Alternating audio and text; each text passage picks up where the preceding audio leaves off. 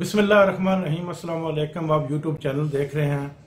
आज की जो मैंने 2-3 अहम रिपोर्ट्स तैयार की हैं, मेरी इन रिपोर्ट के मुताबिक सबसे पहले तो मैं आपको बताता चलूँ कि जो 15 जमाती हुक्मरान इत्तेहाद है वो बुरी तरह फंस चुका है, क्योंकि अब हुकूमत को तो ख़त्म होने में कोई ना महीने रह गए हैं, ना कोई टू मच वीक्स रह गए हैं, सिर्फ चंद दिन बाकी हैं।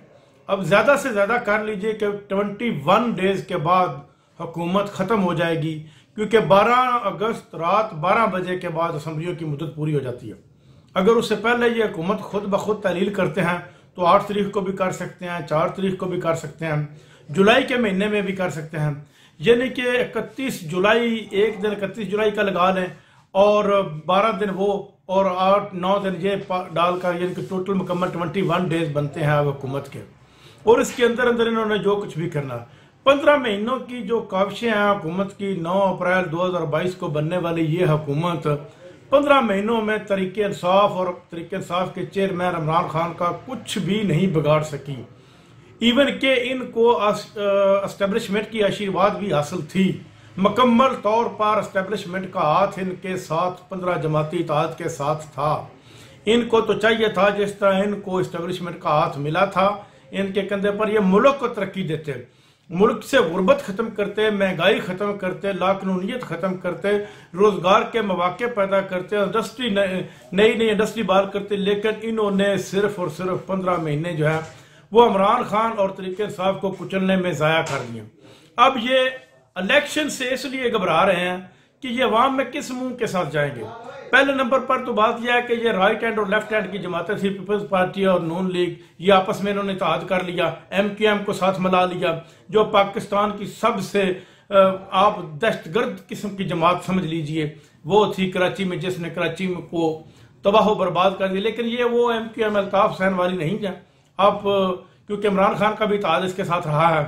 लेकिन फिर भी MQM के वो चार्मिंग, वो MQM को जो चाहिए था वो नहीं मिला इस हुकूमत के दरमियान के होते हुए। फजल रहमान भी इसके साथ था।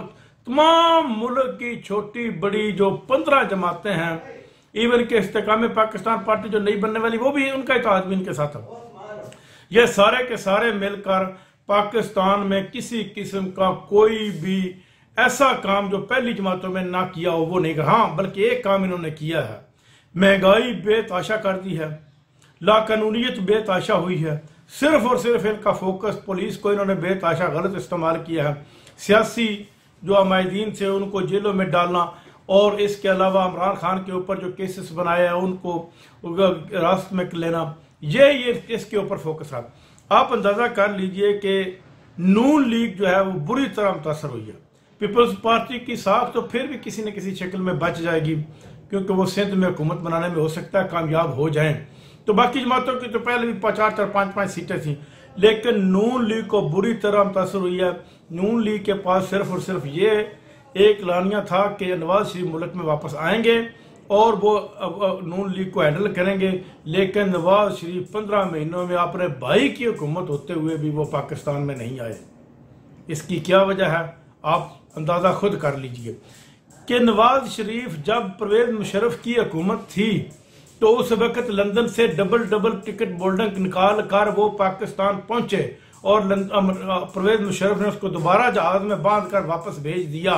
लेकिन इस वक्त उसके भाई की हुकूमत है, बल्कि नून लीग की हुकूमत है। मरियम औरंगजेब वजीर इत्तलात और नशरियात हैं, जिसमें वजीर दाखिला राना सनाउल्लाह है, वजीर खारजा बिलावल भुट्टो जरदारी है, वजीर दफा आसफ जो सियालकोट वाला है वो है। लेकिन इसके बावजूद भी नवाज शरीफ की वो वतन वापसी नामुमकिन हो चुकी है। वो नहीं आएगा पाकिस्तान, वो किसी सूरत भी पाकिस्तान में नहीं आएगा। इसकी क्या वजह कि वो भाई से डर रहा है। ये नून लीग वाले किसके नाम पर अब मुहिम चलाएंगे इलेक्शन की? शहबाज शरीफ चलाएगा कि मैंने 15 महीनों में मुल्क को तबाह बर्बाद कर दिया। मरियम नवाज चलाएगी, नवाज शरीफ तो वापस नहीं आएगा। आप आ जाते हैं इमरान खान की तरफ। इमरान खान को जितना भी इस हुकूमत ने दबाया, अल्लाह ने उसकी मदद की और वो अवाम में उसको मजीद पजीराई मिली, बल्कि पूरी दुनिया में पजीराई मिली। आप उसका टिकटॉक अकाउंट निकाल कर देख लें कि 24 आवर में वो किस हद तक गया। आज तक टिकटॉक की तारीख में इतना अकाउंट किसी का अपग्रेड नहीं हुआ जितना इमरान खान का 24 आवर्स में गया। लेकिन इसके बावजूद 2 करोड़ तो उसका परफेक्ट जो है वो वोटर है, 2 करोड़ आदमी।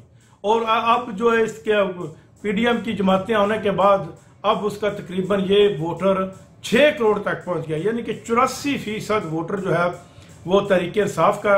अगर साफ और शफाफ इलेक्शन होते हैं तो तहरीक इंसाफ को 3/4 अक्सरियत लेने में कोई नहीं रोक सकता। वो चारों सूबों में हुकूमत बनाएगी, वफाक में हुकूमत बनाएगी और कानून में अमेंडमेंट करेंगी लाजमी तौर पर, क्योंकि कानून को इस वक्त जो मुल्क में कानून चल रहा है वो 73 का आइन चल रहा है और 73 का आइन तकरीबन वसीदा हो चुका है। अब नए आइन की जरूरत है, हर दायरे में नए आइन की जरूरत है और मुल्क के मजबूत अदारों की भी जरूरत है और इसके साथ साथ एक ऐसी क़यादत की भी जरूरत है जो मुल्क को तरक्की की राह पर गामजन करे। मुल्क को इमरान खान ने 3.5 साल में तरक्की की राह पर गामजन कर लिया था, लेकिन कुछ इंतजामी मामलात में उसकी ढील भी थी।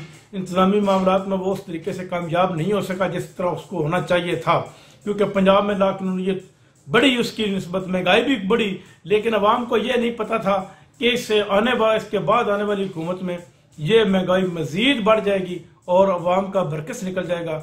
नाज़रीन, अब तक के लिए इतना ही। अपना ख्याल रखिएगा। पाकिस्तान जिंदाबाद।